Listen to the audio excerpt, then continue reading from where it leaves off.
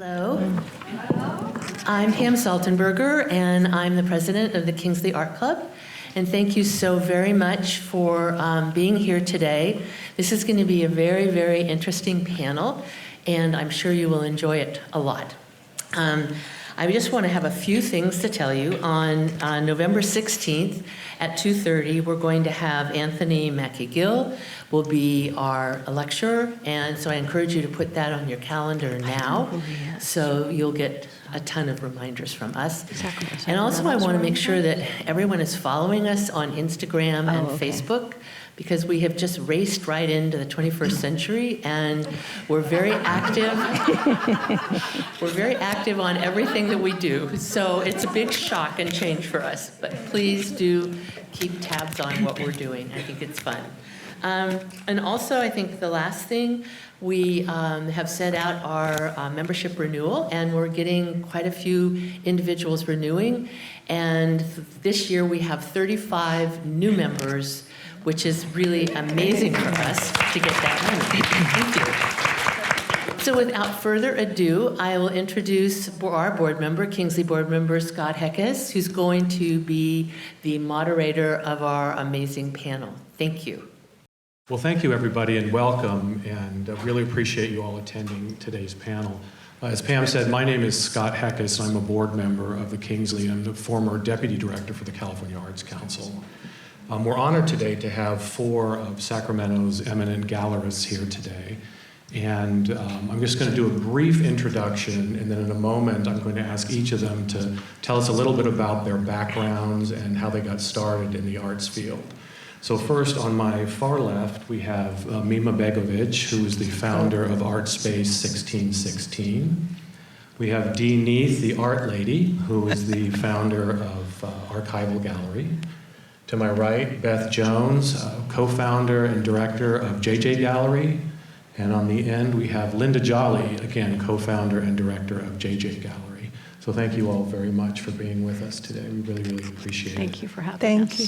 So we envisioned this as more of a conversation today, where the panelists are going to share their experiences in starting galleries and running galleries for a number of years. I have a number of questions that I've put together, and so I'll be sort of guiding the conversation as we begin.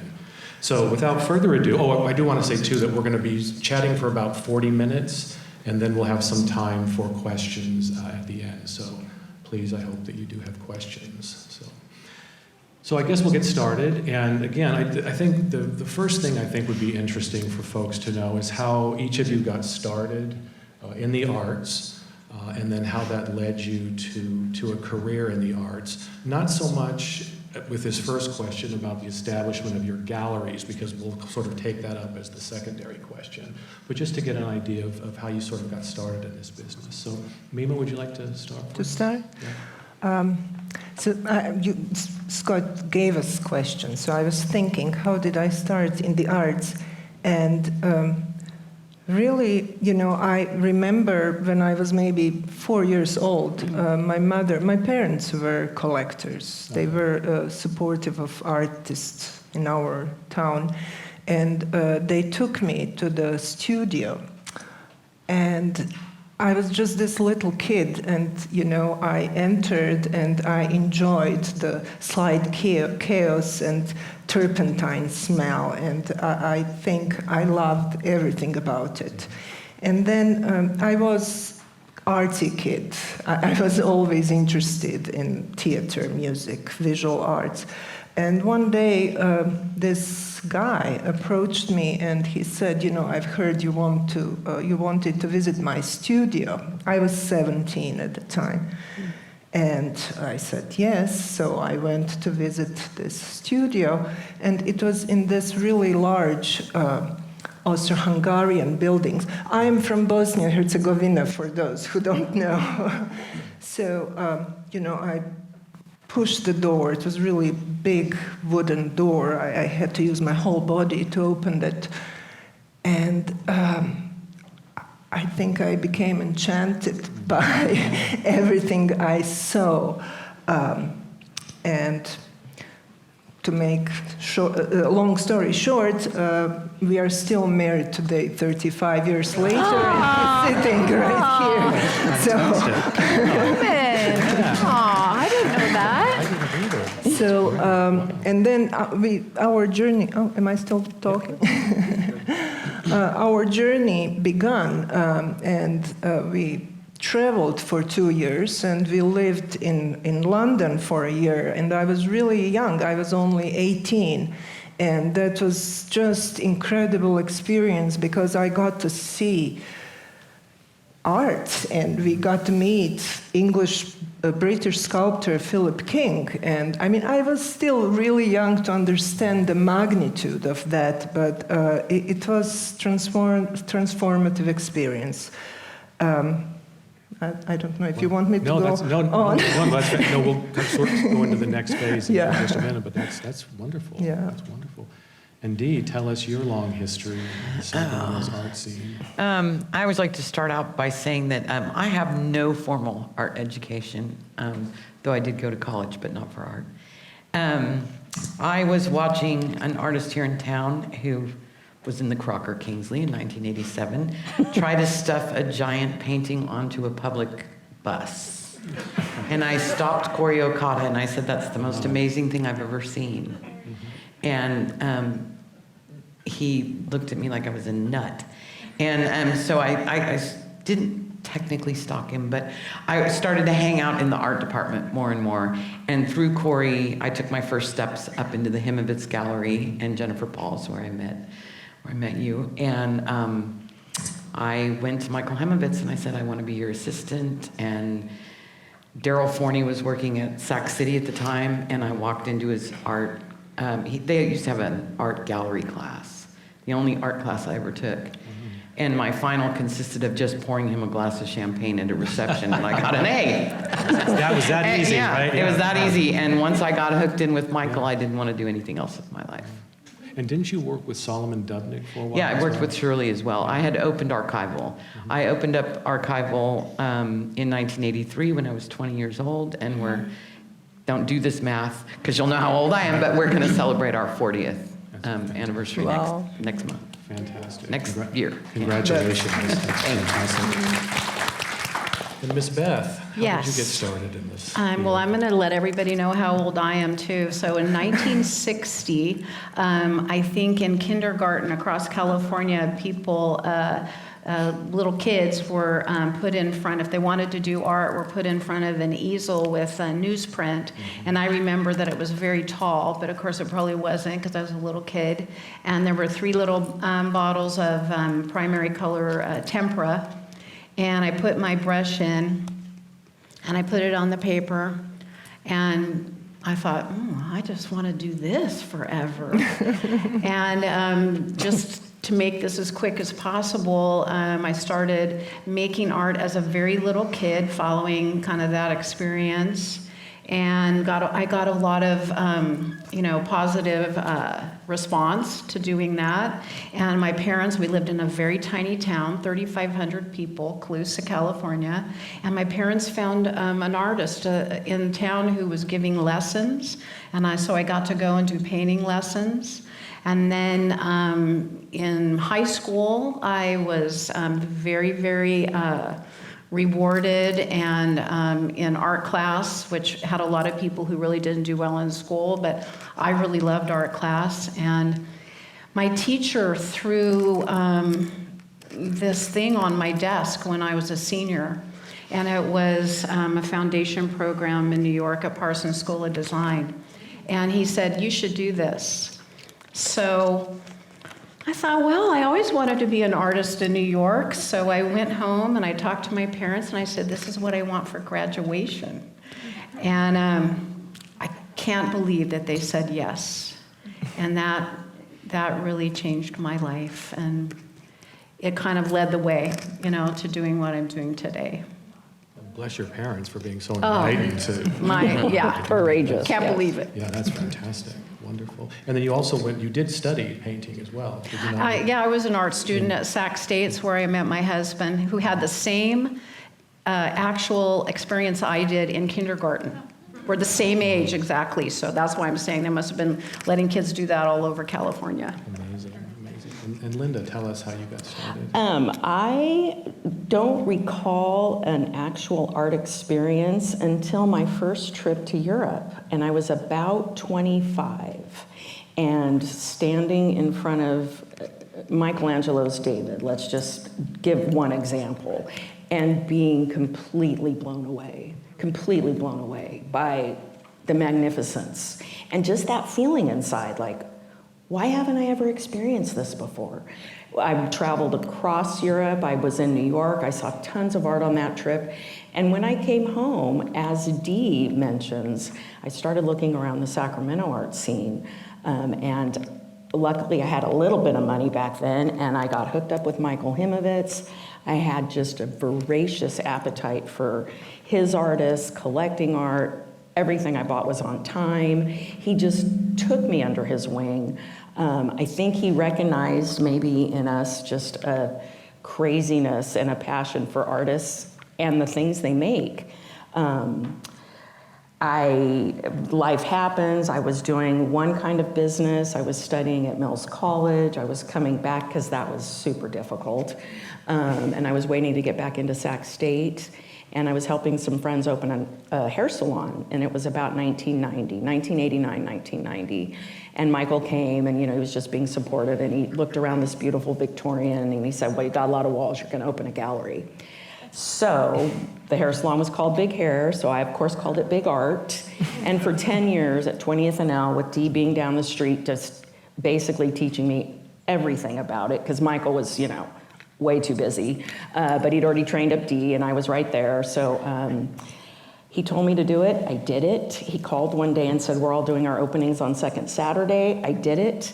And thank God for being young, and it's not stupid, being young and smart. Idealistic. Idealistic, because then 10 years later, when I was ready to have a second gallery, Beth and I were able to open JJ and run that for 20 years. And we're going to talk all about that later. Yes, we are. That's how it started. So we've talked, yeah. Thank you. Yeah, absolutely. So based on what you said, I'm going to start with you first, Dee. What was it that really prompted you to open your own gallery, to say, this is something that I really want to do? I mean, obviously the work with Michael, that probably had something to do with it, but what was that sort of jumping off point? I opened the frame shop first.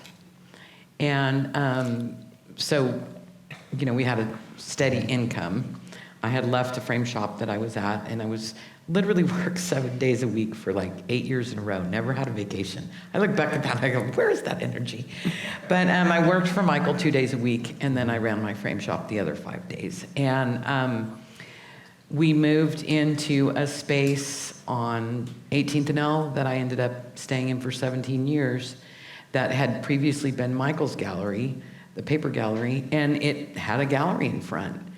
And I kind of started showing some of Michael's artists that, wanted to show in a smaller space, and just loved it. Michael and we all did that. We had a gallery association at that point, so we were trying to coincide everybody's openings, and I've just never thought of doing anything else. I've taken side jobs to keep my habit going, but luckily I don't have to do that anymore. That's wonderful, wonderful. And Mima, what prompted you to? And is it Art Space 1616? Was that your first venture?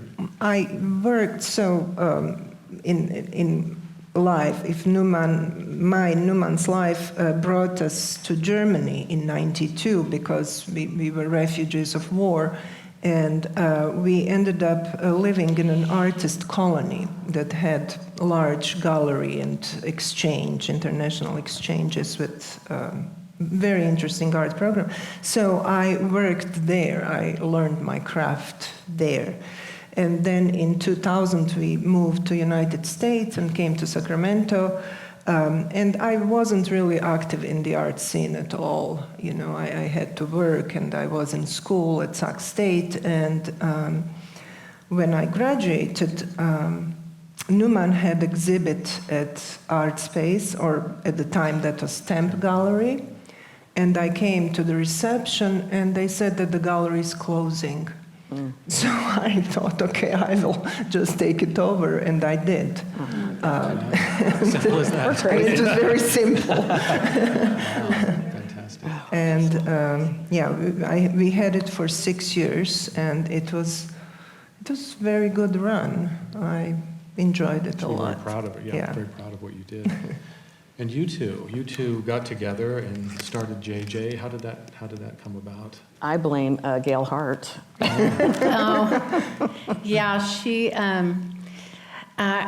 when I was involved in a gallery back in the mid-'80s, and that was never a plan, it just something that just happened. And I became an owner of that gallery. This is Jennifer Paul. Jennifer Paul's gallery, and I was partners with Dean Moniz. But the original owner, Maria Alquilar, is the person I learned the gallery business from. And then when I left there, I started an art consulting business, and I absolutely knew Linda, and of course I knew Dee. And went about, developing this consulting business, and then Linda decided she was going to close Big Art. And we got together and we started working together more, kind of thinking that it would be the art consulting business, which is true. We've continued to do that even to now, the present.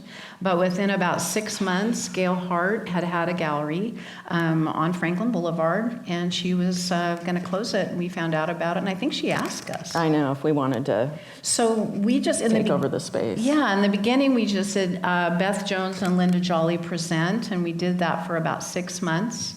And then we were talking about it today in January 2000. We called it JJ, Jay, Jay. There was really never JJ Gallery, but of course Jones and Jolley, so Yeah. kind of. It couldn't be Jolly Jones or No. Jones Jolly, Not that fancy. That wouldn't have sounded good. So anyway, we became JJ, and we didn't close until last year in 21. Yeah.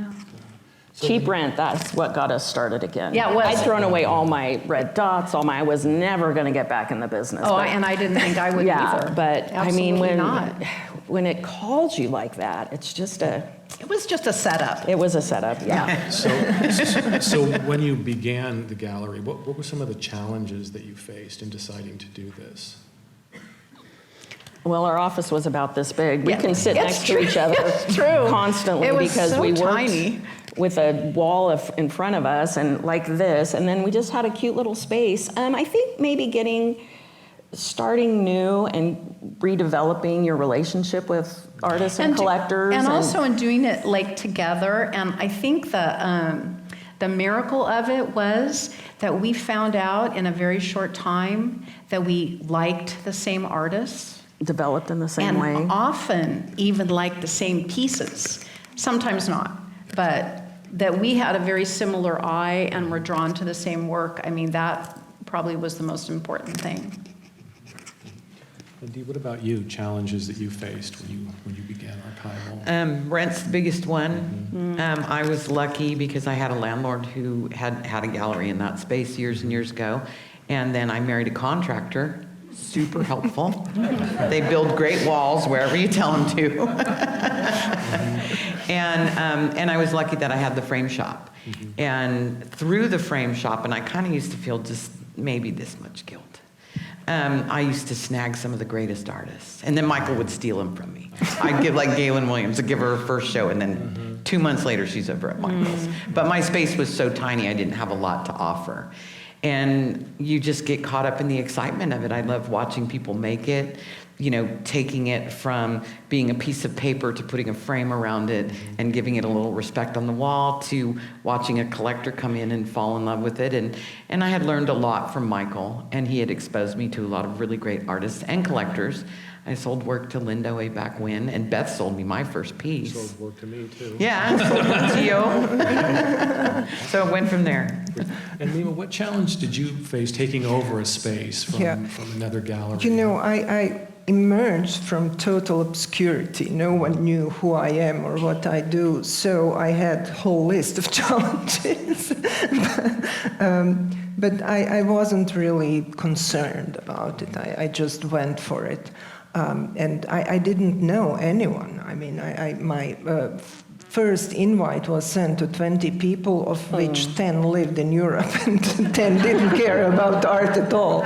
But somehow, we had first reception. I counted on second Saturday. I thought, well, people are so used to come to the space, they might not even realize that someone else is managing. It's a good tactic. Yeah.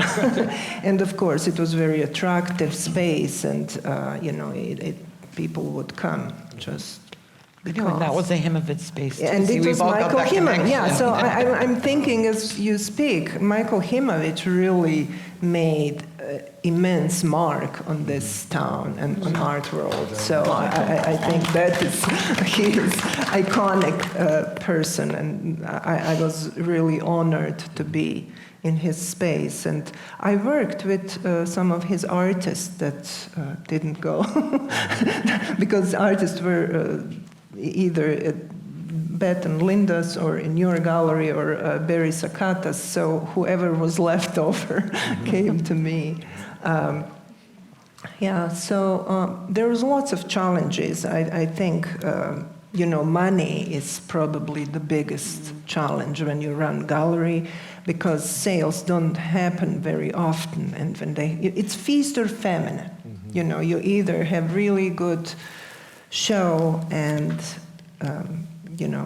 everyone is happy, or sometimes for months you don't sell anything. And I didn't have any backing, so I had to work.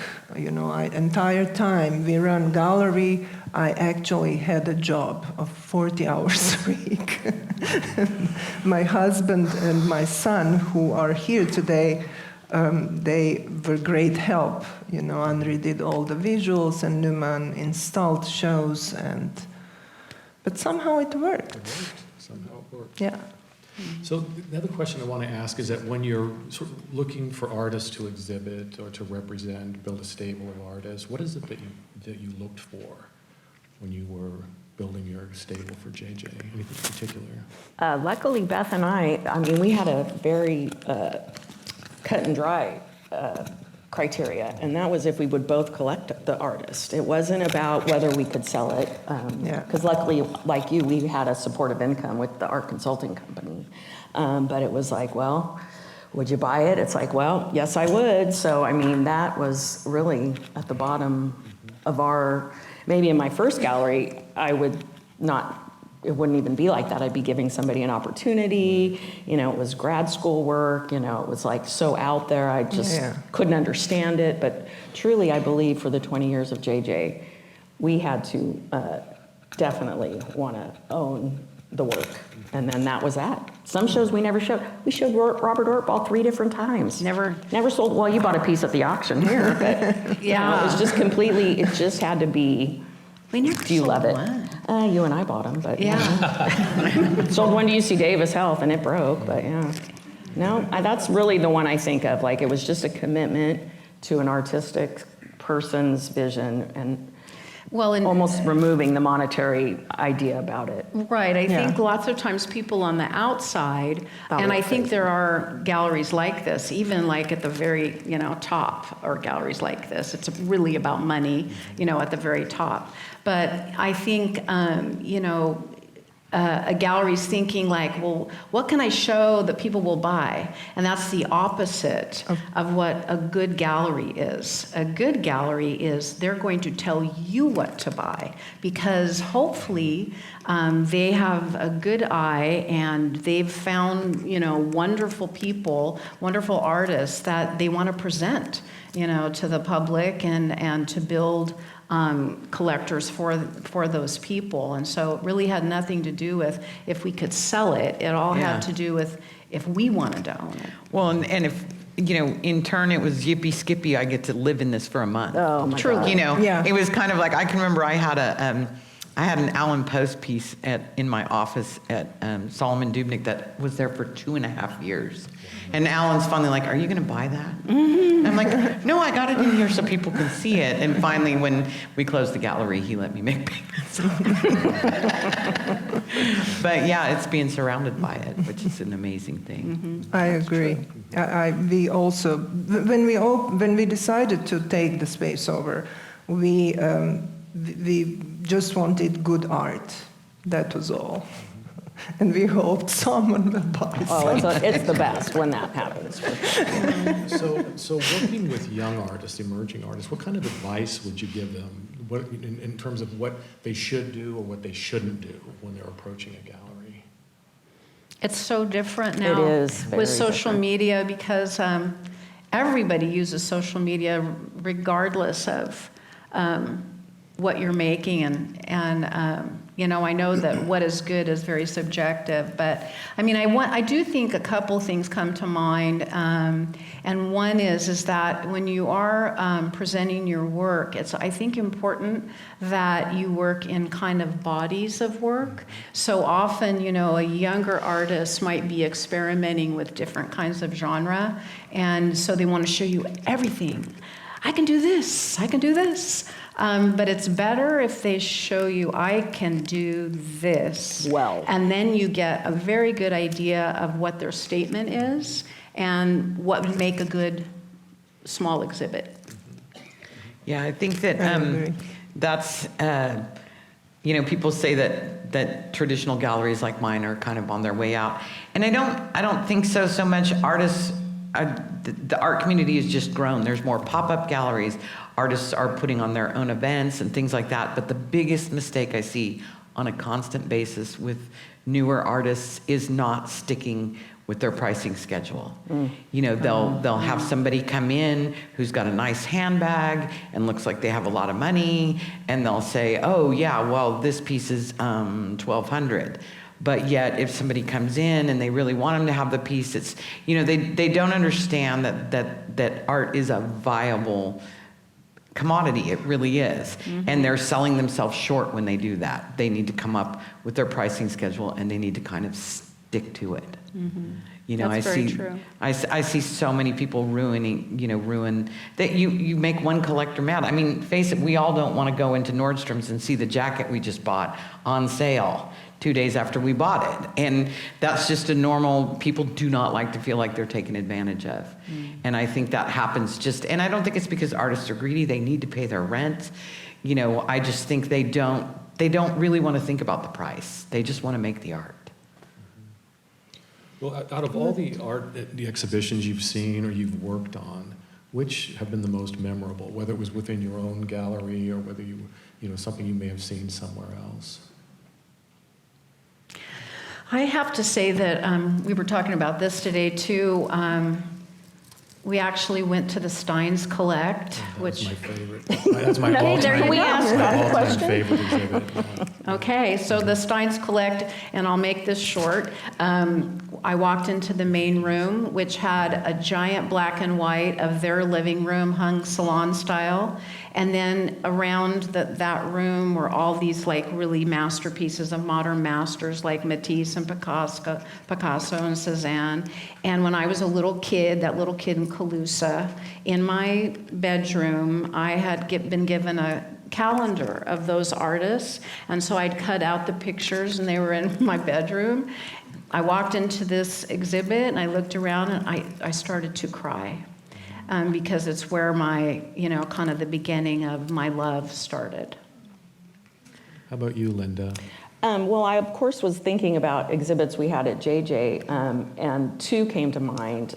There's many, many more, but we did a monumental show. We had a giant space, and to curate and see not all our artists, but a lot of our gallery artists working at that scale, and then the curation and the installation that we were blessed to just produce. I mean, it was such a testament to strong art from our region.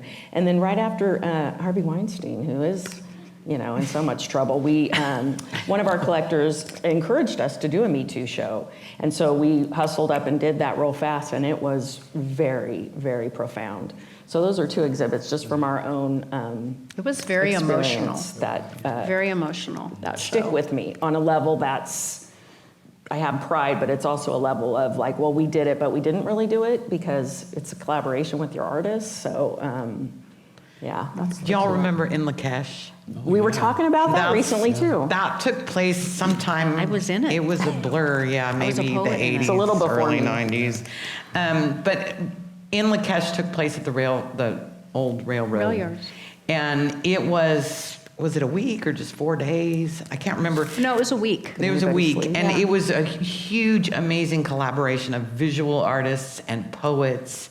And that was the first time I realized that Sacramento, because I was fairly young then, had such a vibrant art community, and it had tentacles stretching out into theater and especially the poets. That's the first time I was exposed to D.R. Wagner, and those guys had so much energy, and it was just, nobody wanted to go home. We just all wanted to like sleep there the whole time. It's like, oh, is it over? We have to go home. And the space was transformed, and it's never become that again. And it was a very magical experience. And, you know, we're trying some of that, like with Art Hotel. And, you know, I love those kind of things that combine the whole art community. And Mima, what about you? In my gallery shows, I actually loved every single one, so it's really hard to say which one. But for me, those 6 years was also a period of learning who are the artists here, because again, you have to understand, I didn't know anyone. And I got, one of my first exhibits was a large show by Kim Scott, which you all know. And then, you know, it's old Himovich artists that came, Julian Faulkner, who at the time didn't have show for 15 years. And, you know, I just ran into him, and the show was really spectacular. Then Michael Bishop and Lynn Criswell had amazing installation that was very close to me because it dealt with violence and war. You know, when I go back and look videos of our exhibits, it's very hard to say what is my favorite one, because every single one was just amazing. Terry Peterson had exhibit that was, you know, then Robin Hill transformed the space, and it's really difficult to say which one was the best. So going on the other side, you sort of artists looking sort of on the collector's side, what advice would you give to collectors and those just starting out? Buy it. And don't go too fast in the beginning. Most people will take payments. That's how I got everything I own. Oh, when I payments. first started And look and look collecting, and look I and just look and wanted look. everything, and now there's a couple pieces where I'm like, what was I thinking? Because Michael was so good at that. He you made need it seem this, easy. and you go, He made it okay. seem so easy. Yeah, but start out slow and just buy what you absolutely. I always tell people, if you see it and it's gonna, Linda and I were talking about this earlier because we both have a piece. You know, you see a piece and you can't believe you're never gonna see it again for the rest of your life. Right. You know, galleries, if it's a cost factor, you know, you can work around that. Even if it's a huge piece, there are certain ways to get a big piece in your house that you don't even think about. But yeah, don't let the good ones go.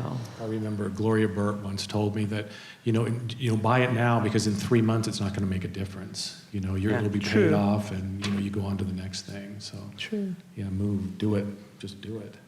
So this is the next question I had. I kind of wasn't going to ask this, but I thought I needed to ask it because I think we're all getting so tired of COVID. But how do you think that COVID really affected the market? I think COVID, I mean, it's a very general thing to say, it changed everything.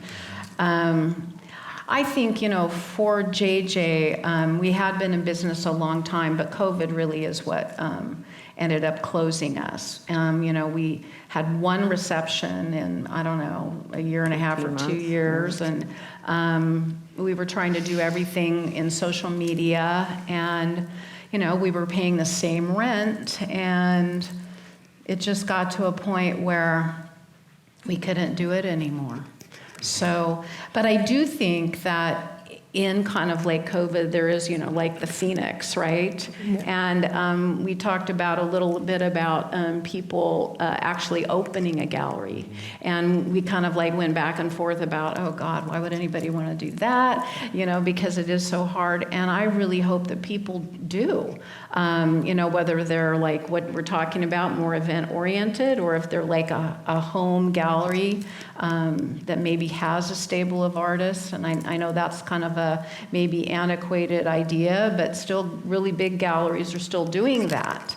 And I think that, it's a way to build an artist's reputation and really bring people to the forefront and doing it that way. Well, we phoenixed, which was really strange. I'm lucky again because I have the frame shop, and I've had the frame shop for so long. People nested. They made us stay in our houses, and people looked at their walls and went, why do I have that? I get no joy out of that at all. It was my grandmother's. I don't like it. Or it's a poster. I don't like it. And so when we opened up right after COVID, the frame shop immediately got slammed with all of you people that were going through drawers at home and finding great old photos that you hadn't seen in forever and deciding you wanted important things on your wall. And now that it's been a year, the gallery portion is starting to recover really well. People are thinking, you know, they didn't buy clothes, they didn't go on vacation. You know, they realized that some of that money that they spent that just went away after the event was over or the trip was over, that they wanted to put important things in their own environment. And so I'm hoping that that'll continue to take flight. And Mima, what did you feel with the impact of COVID on your well, space? you know, my first show after the COVID was actually very successful financially. But there were other factors that prompt me to close, or I never actually closed the gallery. I don't have a space right now, or I work from home. That sounds. And I'm in a process of thinking, what does it take, and what model would work? Because the model of the gallery that I had, I don't think it worked on a long run. You know, I could do it for 6 years, but then I didn't have enough energy to keep having a gallery and a job, you know. I don't think that COVID actually had impact on the business. I mean, we had to stay closed, but people started buying more art, so I don't know. So we hit earlier a little bit on sort of a change in more sort of an online sort of purchasing, and I know that online buying has increased sharply in recent years. And what do you feel the impact is on on-site galleries? I don't think I could buy something unless I knew very well the dealer or the gallery online. But I don't like to be old-fashioned, but at this point, in that regard, I feel old-fashioned. Yeah, we sell a lot online, Yeah, but I I'd sell love to to, but people yeah. who have moved out of the area and are familiar with I mean, I've bought 2 fairly expensive pieces online, but they were Robert Bowen's, and I know his work, and it was a reputable dealer in LA. And, you know, I think that we don't want to get fine art purchases that are seen and then purchased online mixed up with Etsy, which I enjoy too. But there's definitely a difference, and it gets a little blurry for new collectors, I think. You know, I get because I see it in the frame shop where they bring in, oh, I got this print, and it's like, and there's 1 billion of those. I've already framed 5. But you know, and they think that they've got something little and precious, and I think we need to have the galleries around as well as. Yeah, trying I new don't stuff. think it is. You know, when you're in the arts. I'm in a gallery just for 6 years, but I'm really immersed into the art and artistic processes and thinking. And it's not just about the product. It's not just, oh, I need to buy art.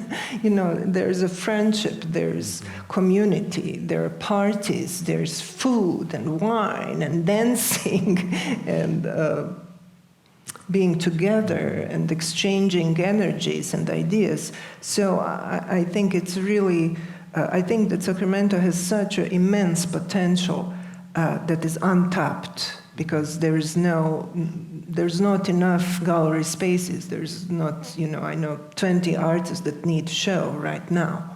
And really, there's no venues that would there's no place to feature show. them. And it is just really tragic. Yes, it is You tragic. know?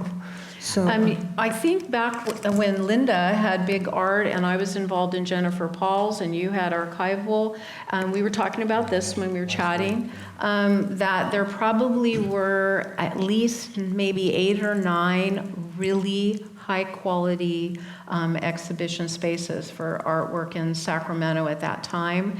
And we kind of talked about how is more better, and yes, it is, because the more it is, the more the scene happens, and the more people get to, go to these places, go to the events, Well, and go the to rhythm. the exhibits. Compare and You know, contrast. the pop-up stuff is great, but we started Second Saturday to create a rhythm. At that point in time, you really could walk to 5 or 6 park your car, and you could go up to Big Art, then you could come down, and then you could go around the corner to J. Maddox Parker, and then over to City. I mean, it really did create this little buzz, and then it kind of became a scavenger hunt for cheap white wine. I don't know remember when I moved here. We moved in 2000, and Del Paso Boulevard at that time was really booming. And I think you had a gallery there. Matrix was there. I was actually I was actually in charge of it. Yeah, I know that there was 10 a long time ago. venues, and you Yeah. could see a really good show. And Michael Himovich was still open. Chuck Miller was there. So The anchor. and then overnight that just died out. So. I don't know. I think you are all here. Now, You're who's all- going to open a gallery? Come on, let's see a show of hands. Who's got a nice space this lady can use? There you go. So do you find that younger people are buying and collecting the same rate Are as my earlier favorite. generations? They're my favorite. We had some young We had some collectors, young for collectors. sure, for sure. Actually, when we were closing, and we did have a really fun end of the world as we know it exhibit sale, and we did meet several young people that we wish we'd known a couple of years before COVID. Yeah. Yeah. No, I think that I don't keep bringing Etsy up, but the younger generation is become, I know, especially like with my son, he doesn't want manufactured things. He wants things that are important, and he can see the hand of whoever made them, whether it's a dining room table or a piece of artwork. And I'm hoping that continues with this next generation. My clients were not younger people, unfortunately, but the price points that I had were also not for younger collectors. But I do have following of young people that I hope will, be groomed to start collecting. And we I'm all looking. hope that. So another question, what do you think the art world should be more of or less of? Whether it's locally or just sort of, more globally? I think it needs to be more accessible. Michael used to do that. Somebody would walk in, 2 separate people, and I'm not going to use the other gallery's name, even though they're not around anymore. But I don't like to talk smack about people. Go ahead. So Michael Himovich, yeah, we're not here to gossip. Right. So That was Michael one of the Himovich- rules, actually, when we Yeah. started. Michael Himovich, a student would walk in and have to do a report, an art gallery report, and we see him all the time. Michael would drop everything he was doing and spend a half hour with that kid explaining why Clayton Pickerton's work was important and showing him, here's his resume and stuff like that. Other galleries would just throw a fit. Well, you're not going to buy anything, and I don't have time for you, and, just write your report, or hassle them because they were sitting on the floor in the gallery, drawing something. And I think it starts with, we got to open it up to everybody. There doesn't need to be this big secret about what a red dot means. It doesn't need to be, it needs to be inclusive, not exclusive. It's something everybody can enjoy. I agree. I agree. I agree.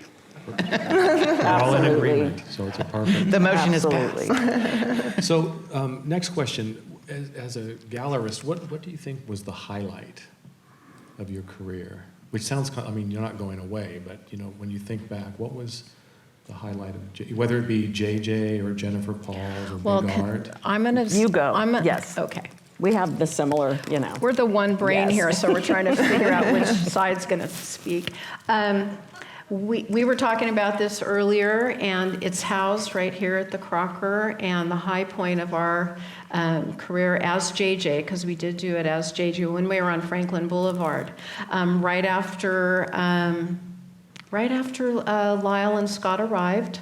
And he knew about this painting. And we took them to see Portrait of My Father, which was hanging very high up in a gallery at a church that I went to and Linda went to, and we actually curated this gallery space. But we got to see this painting all the time, and we all know what a masterpiece it is. Anyway, they came in, walked up the stair, looked into the painting, and within minutes said, well, we got to have it. Yes, you do. So we actually brokered that to the Crocker. Big thrill. It was a thrill. And it's a thrill of But how... they got it. I mean, Totally. of course we showed it to them, but they got it. We didn't do a thing, really. Once again, the best shows and sales, just, it's not like they materialize because there's so much work that goes before it and behind it. But yeah, they just saw it and knew it, and we knew it. We knew it the whole time we were looking at it. Well, and actually, years before that, I had tried to introduce the idea to the Crocker, because the Crocker did a big exhibit of that piece when it was first completed. And years after that exhibit, I broached the subject, and it wasn't popular at that time. It's too big. It was too big. It's a big painting. So we're very happy that they saw what was there. We're glad they did too. Absolutely. That's fabulous. What about you, Dee? God, my biggest accomplishment, I hope I'm going to announce that next year. Woohoo! Okay. Let's just leave it at that. Okay. Right on. And Mima, what highlight? What my highlight? So I thought it was great when Al Farrow called me. I thought, what, fucking Al Farrow is calling me? Then I also received compliment that I found very touching. An artist compared me to Michael Himovich, and they thought that I have some commonalities with Michael. I never met Michael. I don't know. And actually, she said, I will inherit his sweater. So I thought that's a big compliment, because someone is holding this relic. Well deserved. Yeah, so. Sweet. So one last question, and then we're going to open it up for questions. But what are your goals for the future? Now that things are, I know you're still doing your consulting work and everything, but what any future projects you want to talk about? The next big one. We're looking for it right now. No, well, stay in the game. I mean, we're not ready to fade away just yet. No, and I just 'cause think JJ closed. I think when we were talking about young people or any beginning collectors, a great thing is really to go to lots of shows and lots of museums. And we're so fortunate in Northern California that in San Francisco, the East Bay, and here and even in Chico, there are places to see wonderful exhibits. And it's very inspiring and invigorating. And I hope to do a lot of that. Perfect. And yours is a secret? Is I can't Well, wait. yeah, it's a little bit of a secret. Okay. I'm trying to do more, especially with doing the Art Lady thing with CBS and KVIE. I'm trying to pull a lot more art education and get people that feel uncomfortable walking into a gallery to walk into a gallery, and people that love to be in a gallery to open one. I think that Sacramento has always had a really vibrant art community ever since I've been here. I've noticed, I'd like to see us do something again like in La Cache, where we get the poets and the songwriters and and things like Luna's Cafe. We have these little jewels. Everybody go to Luna's. We have these little jewels that people don't even know about. And so I want to try and do more education that way. Maybe that can be your secret project. For next year. Maybe it is. Excellent. I have many ideas, and they're very ambitious ideas, and I'm not sure what is going to really to become reality. So I better not talk about it. Yours can be a secret too. It's going to be secret, but I hope it will become real. Excellent. Well, thank you all very much. We're going to take some questions, but I just wanted to thank you all for your time, Thank you, Thank you your for inviting us. preparation, Yes, and thank I you hope for you all inviting found it. So do we have any questions? Does anyone have and how we're going to do it, if you have a question, I'm going to try to repeat it so that we can get it on the, yes, sir. Well, earlier Mima said that Sacramento seems to have this unrealized potential. And I've heard that for so many years that I now think of it as the great unsolved mystery. California is what, the 6th largest or 5th largest economy? Fifth largest economy. In the world. Yeah. Sacramento is the capital city of the 5th largest economy in the world. And we pale compared to San Francisco. I don't know about that, though. What is going on? Yeah. I mean, what I'm saying is there's so much, like, there are so many artists that have great work to exhibit. There's so many, and gallery spaces seem to be shrinking. So I'm just wondering, do you have any idea what the Ice-9, what the catalyst is to break open this unrealized potential of Sacramento? Well, firstly, I have to apologize to Lawrence because I'm not going to be able to repeat that question, but I think that the panel heard it, and so if you guys want to. Sadly, patronage. Sadly, patronage. And thank God we have the Crocker that gets supported, and the Verge, I think of the two nonprofits, you know, and they've managed to weather through the up and down storms of dollars. It's sadly dollars. Well, and people, the public in general's participation is important. I love to listen to stories about Second Saturday because people, they always say, oh, you know, and I'll hear people at the grocery store, oh, it's Second Saturday, and I'd love to hear that. But what people don't realize is Second Saturday's been going on for like 35 years. And for the first 10 years, nobody showed up. You know, we would just all hold them at the and it got a little busier, and it got a little busier. And then, and this is something that happens with Sacramento, it got really busy and it got watered down. And somehow the art got pulled out of it. It really did become bands playing in alleys with $2 beer. And that's totally great, fine. and it's good to see people come out, but that, you know, it became not about the artwork. And part of it is galleries need to work together. We try every couple of years, but it's really hard. We're all open the same hours. Yeah. You know, I can't even go visit another gallery unless I'm paying somebody to watch mine. You know, I think if people got more involved as far as patrons go, it would be a natural progression. We get the kids to come into the gallery when they're going out on Saturday night. Eventually, one of them's going to say, hey, I want to open a gallery. And we really have to bring that from the roots up. What I'm seeing as a very positive, I mean, nothing has happened yet, but California is giving more money to the arts. And then, you know, right now we have great number of curators in the city. Sacramento State University has Kelly Lindner, you know, who is really great. Faith McKinney is in the audience today. So I think there is so much potential, and I hope with this new programs and grants that maybe Sacramento has a new beginning. Subsidized rent, because that does seem to always be the Subsidized highest. Yeah, it's our biggest yeah. cost. Yeah, and maybe a little bit in advertising.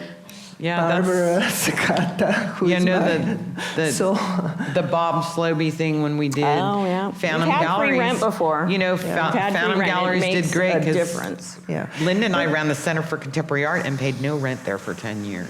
At least 10 years. Yeah. Some But hot shows. we did pay the SMUD bill. We did. We would chip Yeah. in. And did a lot of footwork. I but think yeah. rent is a major obstacle because Yeah. I found couple spaces where they were offered to me, but it's just not doable. I cannot pay $10,000 for space because sometimes you don't sell anything for 18 months. Yeah. No, yeah, my Especially husband during always used to COVID. say, we're not nonprofit, we're no profit. Right. So other questions? Yes, sir.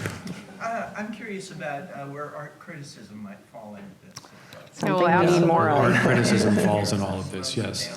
We've got one over here in the third row who's going to start sneaking down into his chair.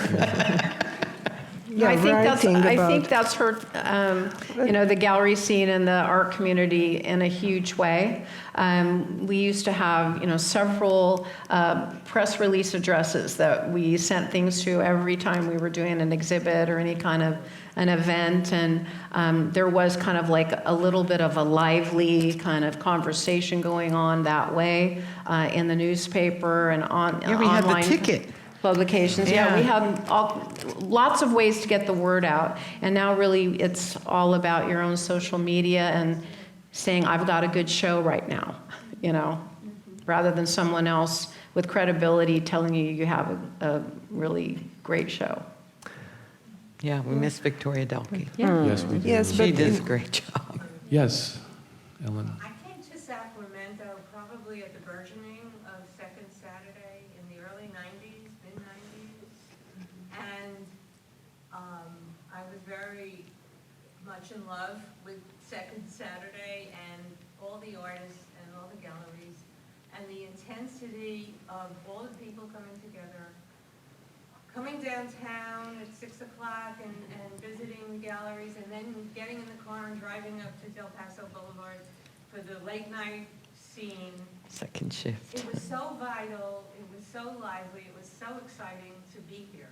We had the support, as Scott will know, we had the support from the Arts Council giving grants to anybody that had anything to do with the arts. We had SMAC helping every person involved in the arts in some way, support from the city. We had gatherings of every arts organization. I was part of an organization that helped artists with legal issues. Lawyers for the Arts. Lawyers for the Yeah. Yeah. And there was so much love coming from every direction. Music, dance, theater. The newspaper was crucial. That weekend, arts. The ticket section, yeah.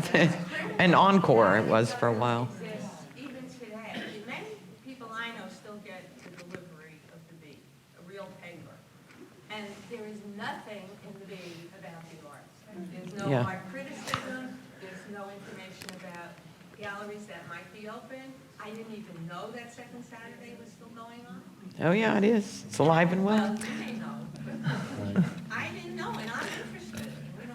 I would have liked to have known that. Yeah, there's certain online things that are going on right now, and I try to contribute to them whenever, there's SAC 365, there's a Second Saturday group on Facebook, if you look it up, where everybody puts their openings. That means you have to work to find it. Yeah. And there are so many people who don't know about the arts. The schools don't have enough art education. And that's a serious problem.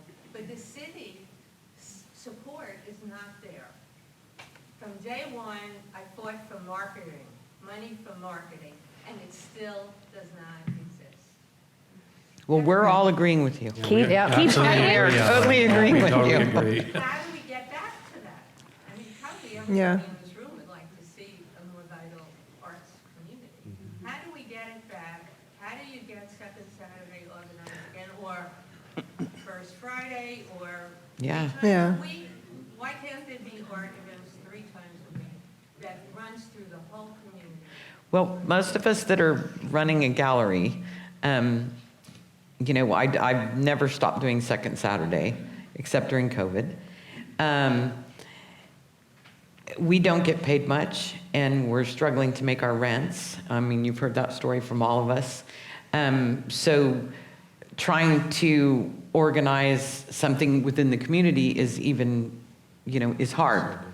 Yeah, Press it's so release sent difficult out to and do. having that piece taken care of. I mean, Yeah, it's kind of I'm a willing no-brainer, to, and I if don't somebody know wants to why. organize some sort of a meeting, I will give you my space. I will throw down some nice Chardonnay if it helps. But yeah, it's, I don't know what it is. I think that a lot of it, and I don't want to sit up here and blame the internet because my son's a big part of that. But I think the internet really fractured us as a society in general. We started paying attention to this, and so we're not all reading the same newspaper. We're not all looking at the same things that are put out there for us to consume. Now we're looking at things in different states, and it's overwhelming.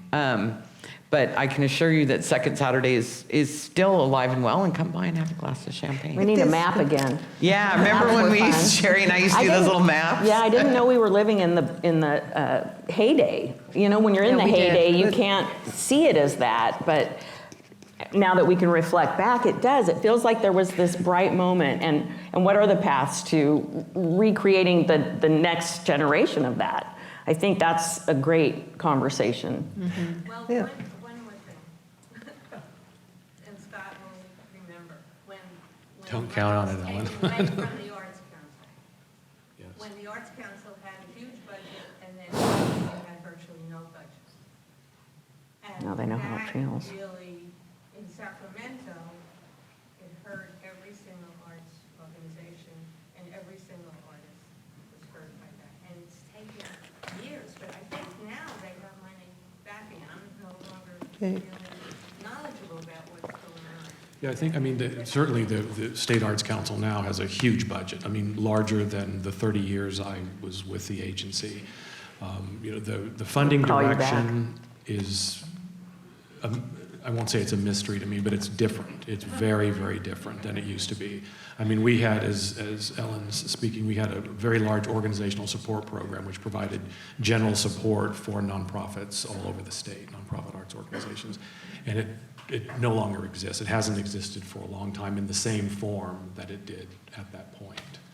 But And several times a year, you brought together every arts organization. yes, we had That annual an conferences artist and absolutely, And yeah. it was a Yeah. whole weekend of art. Yeah.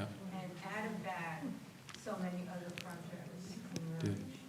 And we need to get the city back, taking responsibility. I've got There's a lot of several. questions. Thank you, Ellen, for that. I really appreciate the several comments. Yes, ma'am. Yes. Yes, I think this is a good conversation.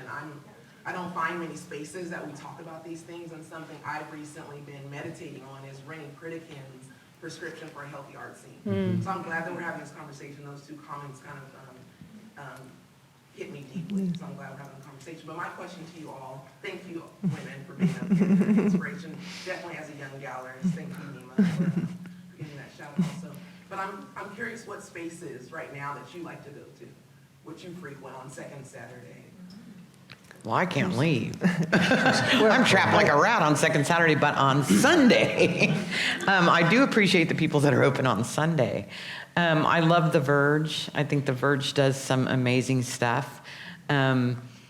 And I went to the Crocker zombie thing the other day. Oh my God, that was so much fun. I did feel a little like the chaperone because I was older than quite a few of the attendees. But yeah, there's some great stuff going on around Sacramento. Again, The Verge is my favorite because there's always something to see down there. I went to Barry Sakata. Julia Cousins has amazing exhibit there. And of course, Verge and Axis are my to-go places. I've been to your gallery last Second Saturday, and that is it. I don't know of any other. I really. think I've been to Faith McKinney's gallery Well- in several places, more than any place else in the last year. Yeah. I got out of the habit too, and I prefer to go meet the artists at the show and go slowly and quietly through it. I've hit my, not forever, but for now, my criteria for large crowds, I believe. I like the intimate. We were at Sac State recently, and that's always a joy to see the shows there. Terry walked us through his exhibit. and Terry Peterson. It's kind of my speed at this moment, but I have enjoyed. We went to the city for my first visit, back to a museum. I really feel like through COVID and through just the loss of the gallery and maybe, things that it takes a minute to get back to my normal, which is attending events. So that's what I would say. Yeah. And there was a question up here, I think. Yes. Oh, hi, Suzanne. It was you. Who is that? She's on Kingsley.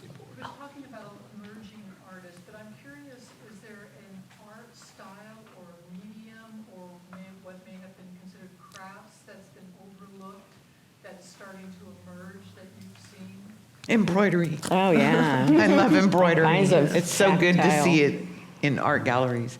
Embroidery, and a lot of people are kind of going back to the aesthetic of the mid-century modern Crafty. type stuff, and it's a little more crafty. But I love there's so many artists that are incorporating textiles into their work, and that was really kind of frowned on there for a while. But I like it. Yes, Now, I was wondering, as gallery owners, how do you collaborate with a new artist on setting the right price point? That's very interesting. Great question. Yeah, that's a hard one It because is. normally you just raise your prices slowly. You know, I always steal a line from Ann Mueller, who's an artist that I've shown in the past.